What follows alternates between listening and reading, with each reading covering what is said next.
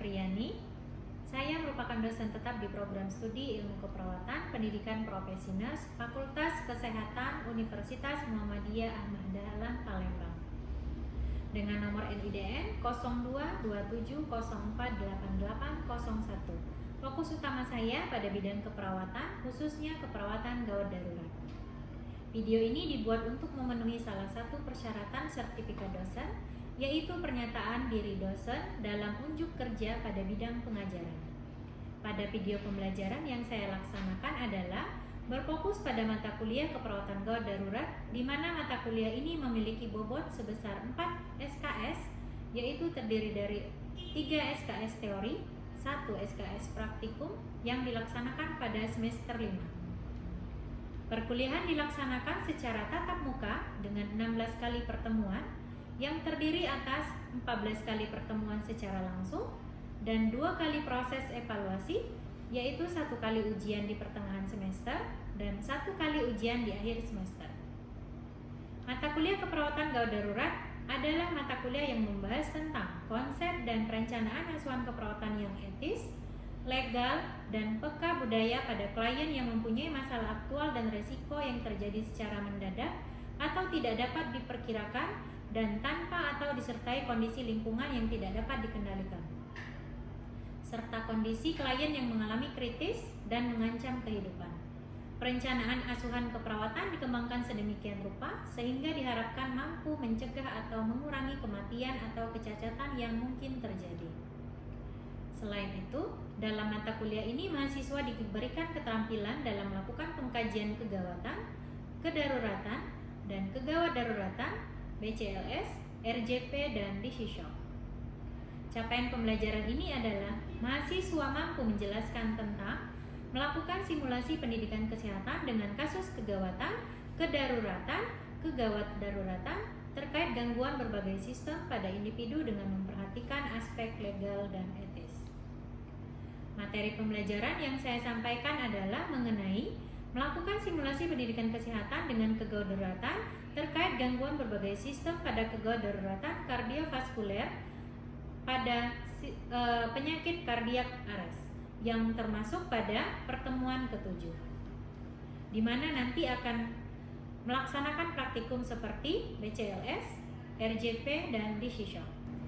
Cara berinteraksi dengan mahasiswa adalah yaitu dengan proses diskusi tanya jawab di kelas serta diskusi kelompok ataupun melalui proses diskusi secara personal di ruang dosen guna meningkatkan interaksi antara mahasiswa dan dosen.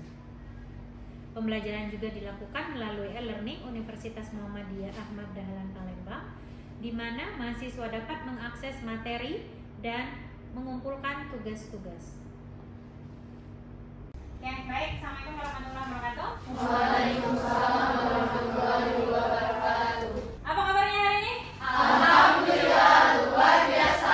Allahu Akbar. Iya, semangat dong. Ya, materi kegawat daruratan harus semangat, kita nggak boleh loyo. Kalau nggak semangat, nanti pasiennya nggak ketolong lagi ya. Pertemuan materi yang ke-7 untuk mata kuliah kegawat daruratan ya.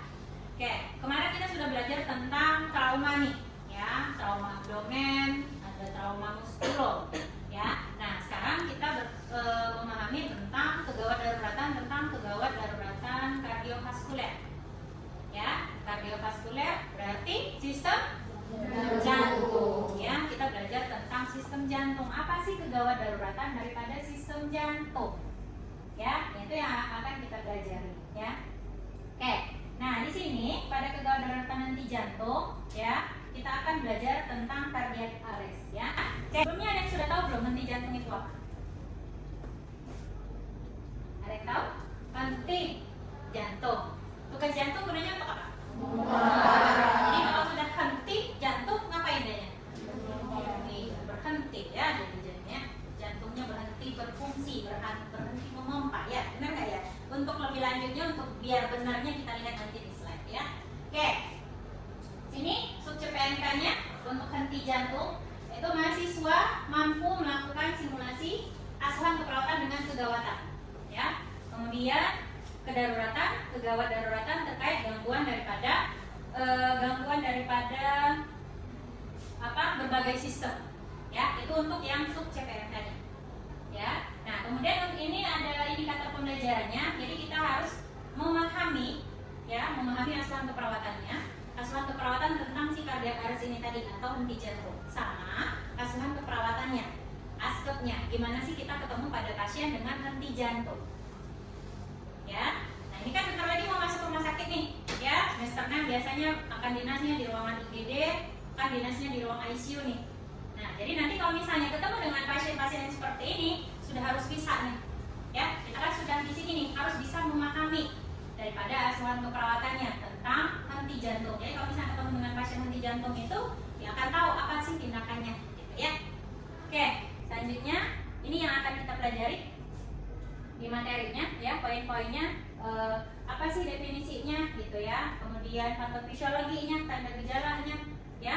Kemudian prosedur diagnostiknya, komplikasinya, gitu ya. Nah, itu akan kita bahas di pertemuan ini, ya. Oke. Nah, henti jantung yang tadi sudah kita bahas tadi ya, sudah Ibu tanyain tadi, henti jantung itu apa sih? Ya, nah kita kembali lagi ke slide. Ya, nih. Henti jantung, ya, dia merupakan penyebab kematian utama, ya, dengan implikasi sosial ekonomi yang besar. Ya, kemudian dianya di sini setiap tahunnya akan memiliki untuk keberlangsungan hidup hingga keluar dari rumah sakit itu melebihi 11%. Jadi di sini intinya untuk penanganan pada pasien dengan henti jantung, kalau misalnya tidak kita lakukan penanganan dengan cepat akan berpengaruh terhadap keberlangsungan hidupnya. Pasiennya kalau tidak diatasi, kalau tidak kita tangani dengan cepat, nanti akan berakibat ke kematian. Ya, jadi makanya pada saat kita melakukan pertolongan pada pasien dengan henti jantung itu harus cepat. Ya, nah di sini dianya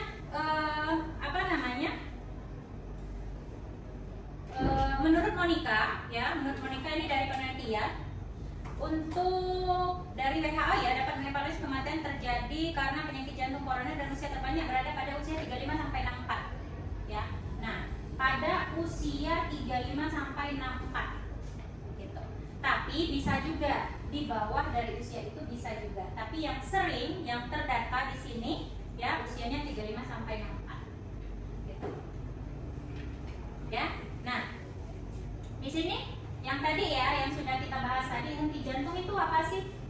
Gitu ya. Jadi pasien ini dianya kondisi jantungnya ini tidak bisa memompa darah ke seluruh tubuh. Jadi berhenti nih fungsinya.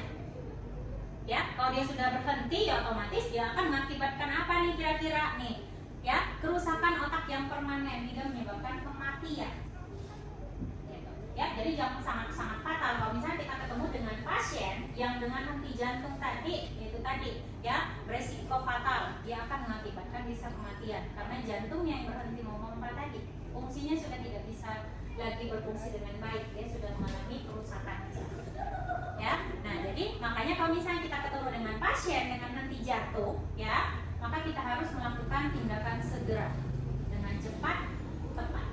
Nah, sekarang sebelum kita lanjut ke slide, ya, nah katanya kan harus dilakukan penanganan cepat dan tepat. Ada nggak di sini yang sudah pernah membaca jurnal misalnya atau pernah membaca buku misalnya? Kalau pada pasien dengan henti jantung, tindakan apa sih harus dilakukan?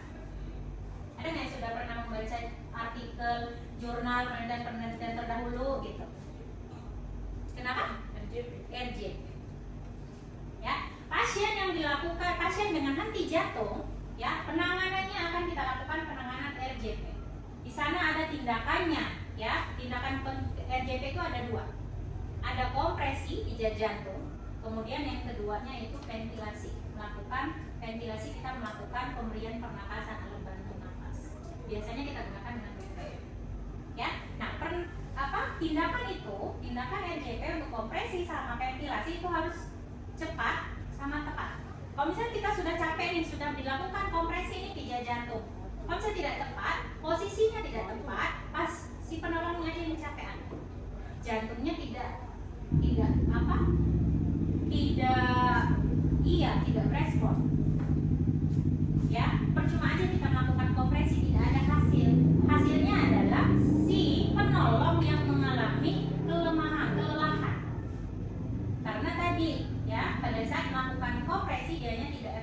tidak bagus.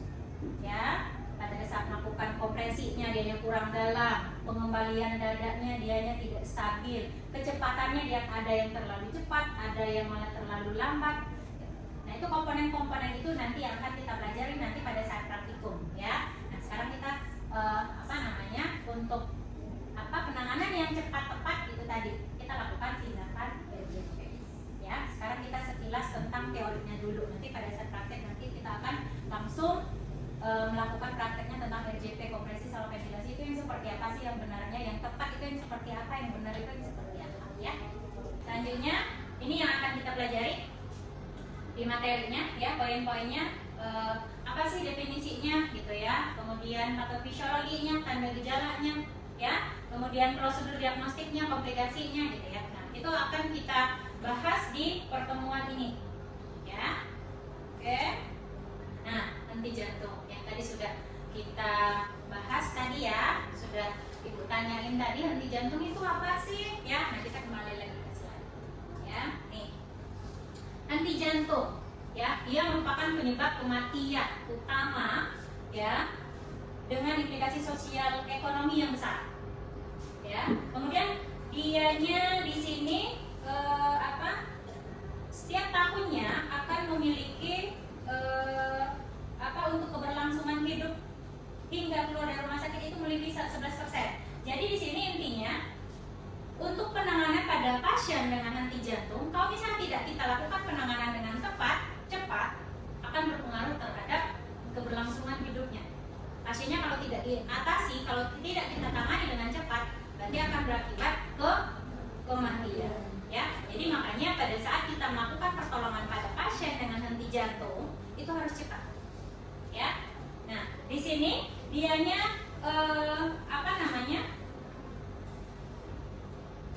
menurut Monica, ya, menurut Monica ini dari penelitian untuk dari WHO ya dapat mengevaluasi kematian terjadi karena penyakit jantung koroner dan usia terbanyak berada pada usia 35 sampai 64. Ya, nah pada usia 35 sampai 64. Gitu.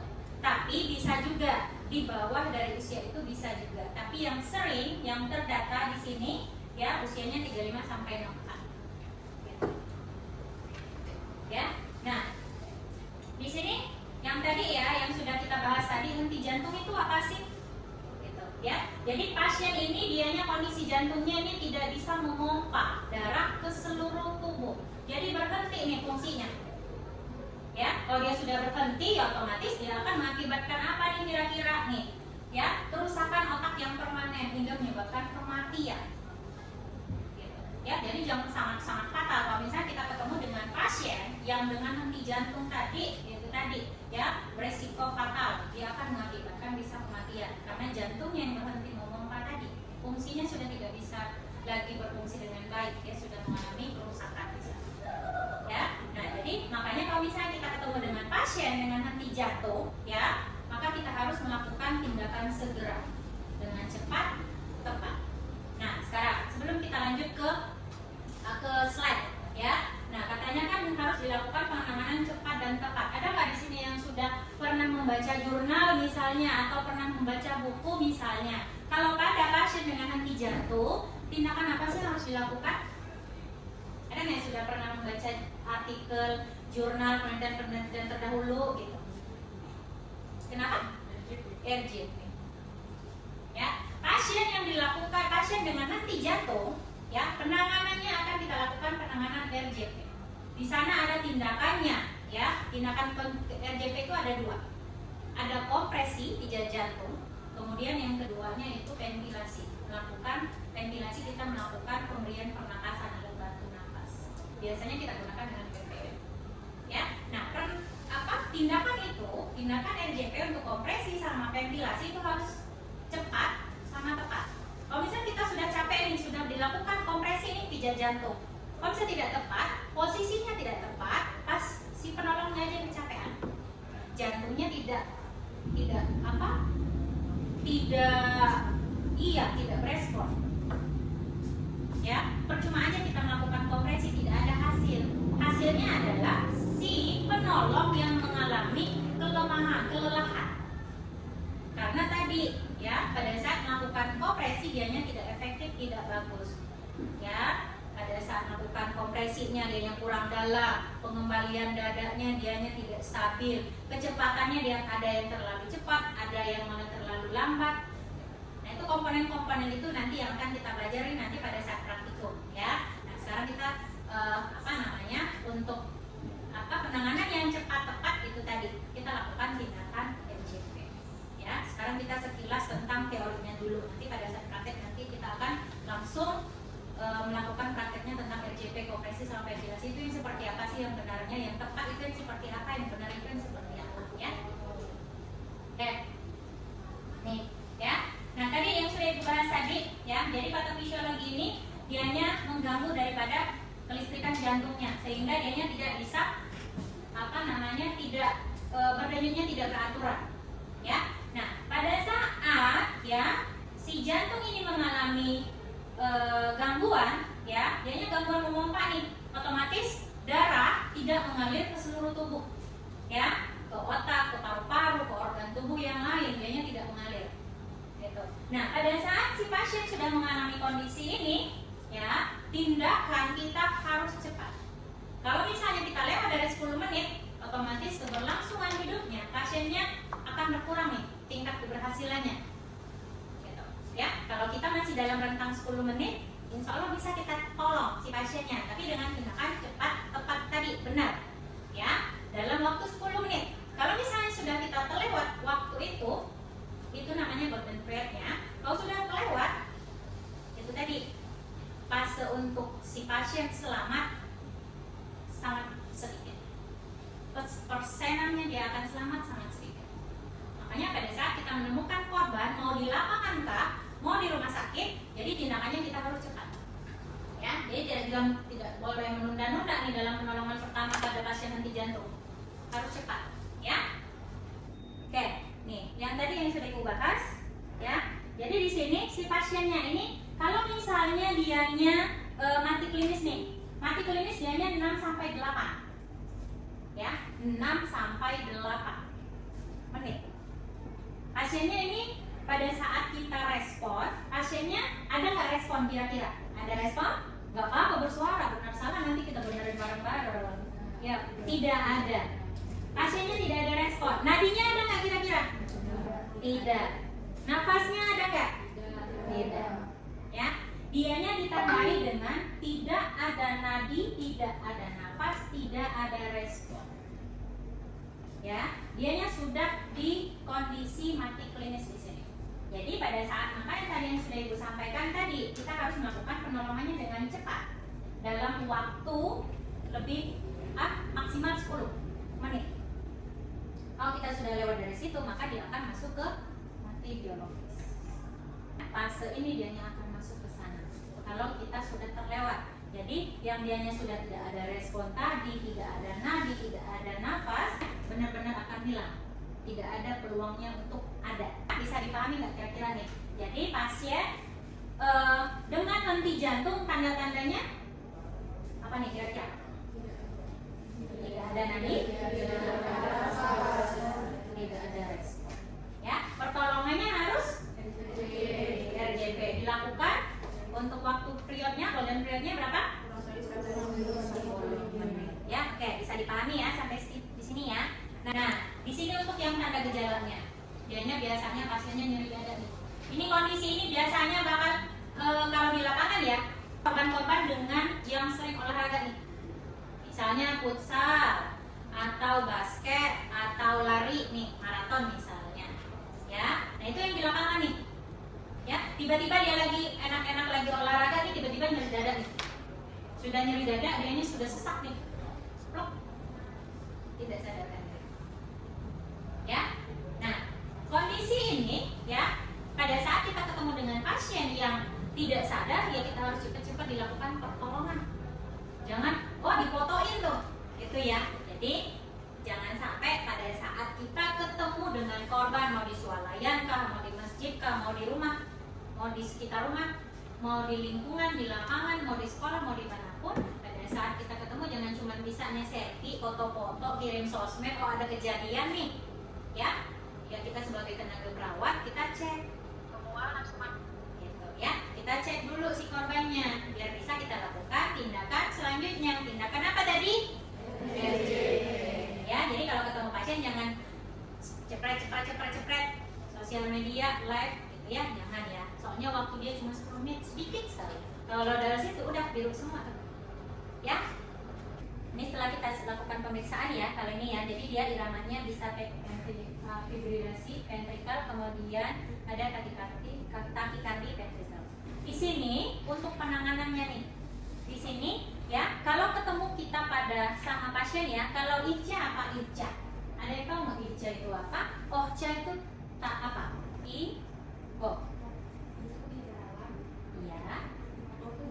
Iya. Ya. I di dalam, O itu di luar. Ya. Jadi yang ini ICA itu pertolongan pada pasien di luar di dalam rumah sakit. Kalau OCA itu pertolongan pada pasien yang ada di luar rumah sakit.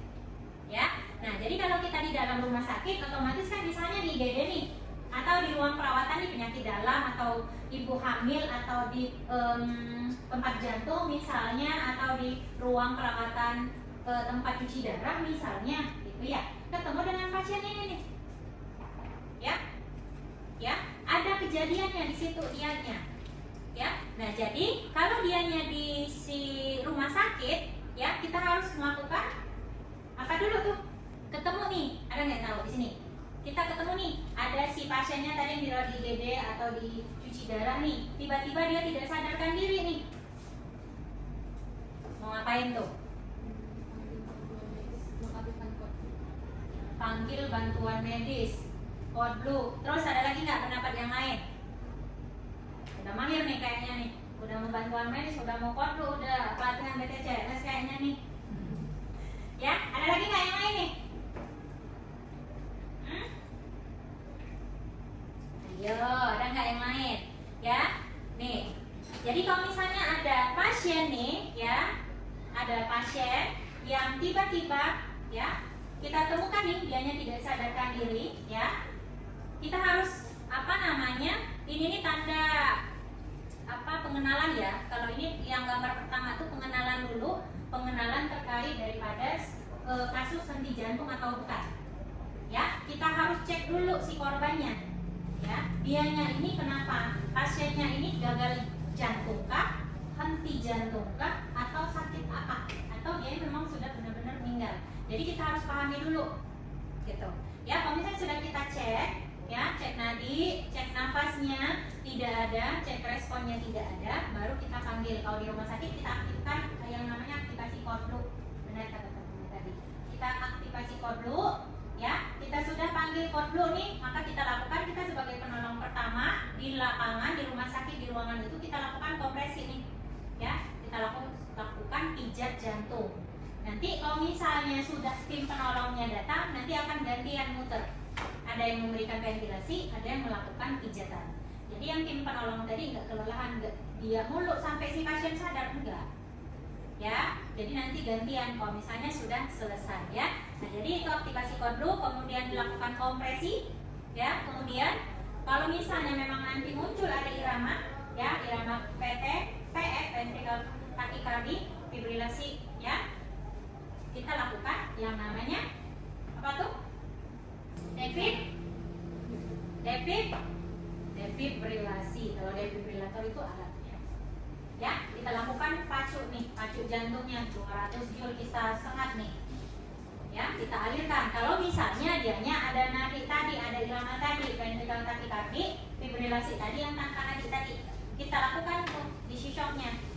Ya, nah kemudian baru perawatannya. Kalau misalnya si pasiennya setelah dilakukan tindakan dia sudah sadar, maka ada waktu, ada tindakan yang namanya pasca henti jantung. Dia akan dilakukan pemantauan, biasanya 2 menit sekali dia akan dilakukan pemantauan. Ya, nah kemudian dianya pemulihan. Itu kalau yang di dalam rumah sakit. Tapi kalau yang di luar rumah sakit, dia akan langsung melakukan panggilan, call. Kemudian ya baru lakukan CPR, kemudian defibrilasi, sudah ada iramanya baru dibawa ke rumah sakit. Gitu. setelah dilakukan di rumah sakit, kita lakukan pasca henti jantung, sama kemudian dianya ada pemulihan di sana. Ya, ada yang mau didiskusiin nggak kira-kira? Oke, ayo deh, apa deh? Aku yang menyebabkan jantung pada manusia atau kayak misalnya dari futsal, basket, tidak cuma karena gara-gara olahraga. Oke, pertanyaan yang bagus. Ada yang bisa bantu? Akibat arteri koroner penyumbatan. Siapa? Arwin ya? Arwin. Tadi katanya ada penyumbatan. Ya, ada yang lain? Nggak ada. Oke, ya. Jadi sebenarnya banyak untuk penyebab daripada si henti jantung ini sendiri.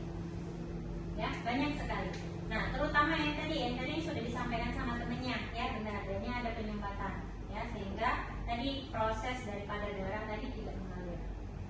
Gitu. Ya, kemudian ini kan sakit jantung ya. Bisa jadi si pasien ini, si korban ini memang ada riwayat terkait penyakit jantung, ya baik tadi adanya penyumbatan kah, terus ada gangguan daripada penyakit jantung yang lain, gitu. Ya biasanya si pasien ini tidak serta-merta langsung nih, enggak, tapi memang dianya ada penyakit penyerta tentang penyakit jantung tadi. Dari berbagai penyakit jantung tadi banyak macamnya. Sekian untuk materi daripada gangguan kardiovaskuler untuk henti jantung. Ada pertanyaan lanjutan? Cukup? Sudah paham? Sudah paham. Nanti kita action pada saat tindakan BHD, istilahnya BHD atau RJP. Ya, kalau misalnya memang sudah paham, sudah mengerti, alhamdulillah berarti apa yang sudah disampaikan semuanya dicerna, bisa dipahami dengan baik. Ya, semoga nanti kalau misalnya ketemu dengan pasien, dengan korban, dengan masalah seperti itu bisa dilakukan tindakan segera. Ya, oke, Ibu akhiri untuk pertemuan ke-7 hari ini. Nanti kita ketemu lagi di pertemuan selanjutnya dengan materi yang berbeda. Ya, assalamualaikum warahmatullahi wabarakatuh. Waalaikumsalam warahmatullahi wabarakatuh. Terima kasih, Bu. Demikianlah video pembelajaran yang saya buat. Atas perhatiannya kami ucapkan terima kasih. Nasrul minallah wa fatun qorib. Wassalamualaikum warahmatullahi wabarakatuh.